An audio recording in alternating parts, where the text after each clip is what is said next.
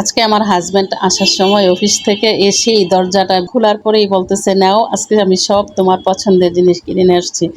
তো আমি বললাম যে কি নিয়ে আসছো আমার পছন্দের? হ্যাঁ তুমি খুলেই দেখো কি পছন্দের জিনিস নিয়ে আসছি। আমি তো খুলে অবাক যে কি সুন্দর, আমার খুবই পছন্দ। আমার বাসার সামনেই এই ফুচকাগুলো বিক্রি করে। ফুচকা অনেকেরই পছন্দ, বলতে গেলে সবারই পছন্দ, কিন্তু আমার কাছে এই ফুচকাটা বেশি পছন্দ।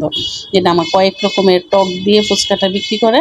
তো আমার হাসব্যান্ড মাঝে মাঝে নিয়ে আসে, কিন্তু আজকে আমি জানি না, হঠাৎ করেই অফিস থেকে আসার সময় নাকি ওর মনে হয়েছে যে আমি আজকে ছেলের জন্য একটু ফুচকা নিয়ে যাই। তো আসার সময় আমার জন্য নিয়ে আসলো, আমিও সুন্দর এটাকে পরিবেশন করে দিলাম আমার হাসব্যান্ডকে, যে দেখো কি মজা।